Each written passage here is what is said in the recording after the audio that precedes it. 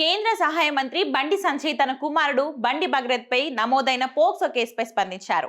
ఈ సందర్భంగా ఆయన తీవ్ర భావోద్వేగానికి లోనయ్యారు. రాజకీయాలలో ఎంతటి వారికైనా చట్టం ఒకటేనని, న్యాయం తన పని తాను చేసుకుపోతుందని ఆయన పేర్కొన్నారు. కుమారుడిపై కేసు నమోదు కావడంపై బండి సంజయ్ మాట్లాడుతూ, చట్టం అందరికీ సమానమేనని, తప్పు చేసిన వారు ఎవరైనా, అది తన కొడుకైనా సరే శిక్ష పడాల్సిందేనని కుండబద్దలు కొట్టారు. తాను ఎప్పుడు చట్టాన్ని, న్యాయాన్ని గౌరవిస్తానని, కోర్టు ఇచ్చే తీర్పుకు కట్టుబడి ఉంటానని స్పష్టం చేశారు. అయితే కావాలనే తన కుమారుడిని క్రిమినల్ గా చూపే ప్రయత్నం చేస్తున్నారని ఆయన ఆరోపించారు. ఈ సందర్భంగా తన వ్యక్తిగత జీవితం గురించి ప్రస్తావిస్తూ బండి సంజయ్ ఆవేదన వ్యక్తం చేశారు. నా జీవిత కాలమంతా సమాజానికి అంకితం చేశాను. ఆ క్రమంలో నా కొడుకు కోసం సమయం కేటాయించలేకపోయాను అని వాపోయారు. తన కొడుకు తాను ఏం తప్పు చేయలేదని చెప్తున్నాడని, అయినప్పటికీ తాను అతడికి గుడ్డిగా సమర్థించడం లేదని, విచారణలో నిజ నిజాలు తేలాలని కోరుకుంటున్నట్లు తెలిపారు. రాజకీయ దాడులు ఎదుర్కోవడం తనకు కొత్త కాదని, కానీ తన కుటుంబాన్ని లక్ష్యంగా చేసుకోవడం బాధాకరమని ఆయన అన్నారు. ఇవాళ నా కొడుకుపై జరుగుతున్న ప్రచారాన్ని చూసి కన్నపేగు తల్లాడిపోతుంది అంటూ ఎమోషనల్ అయ్యారు. తన భార్య కూడా కార్యకర్తలకు అండగా ఉంటూ తనను అనుసరిస్తుందని, ఇలాంటి క్లిష్ట సమయంలో ధైర్యంగా నిలబడతామని బండి సంజయ్ చెప్పుకొచ్చారు. నా కొడుకు తప్పు చేస్తే తప్పకుండా నా కొడుకు శిక్ష 100% పడాల్సిందే. ఇలా నా కొడుకు ఒక రకమైన చట్టం, ఇంకో వ్యక్తికి ఇంకో రకమైన చట్టం ఉండాలని కోరుకునే వ్యక్తి బండి సంజయ్ గారు. సమాజంలో చట్టం ఎవరికి చుట్టం కాదు, సమాజంలో చట్టం అందరికీ సమానమైన విషయాన్ని ఇవాళ నేను స్పష్టం చేస్తున్నానా.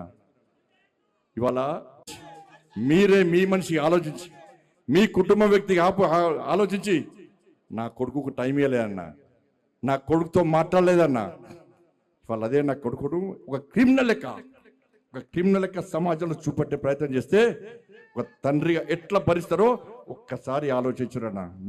నా కొడుకు నేనేం తప్పు చేయలేనా, మేము ఫ్రెండ్స్ ఉన్నానా, మేము తప్పు చేయలే, కలిసి ఉన్నాం, ఇలా విడిపోయినాం, నేను ఏ తప్పు చేయలే, నిజాయితీగా బయటికి వస్తా అని చెప్పి ఇలా నా కొడుకు ఎప్పటికీ నేను సమర్థిస్తలేనన్నా. తప్పు ఎవరు చేసినా కూడా, తప్పు ఎవరు చేసినా కూడా నా కొడుకైనా సరే ఎవడైనా సరే చట్టం ముందు సమానులే. నా కొడుకు తప్పు చేస్తే తప్పకుండా నా కొడుకు శిక్ష 100% పడాల్సిందే.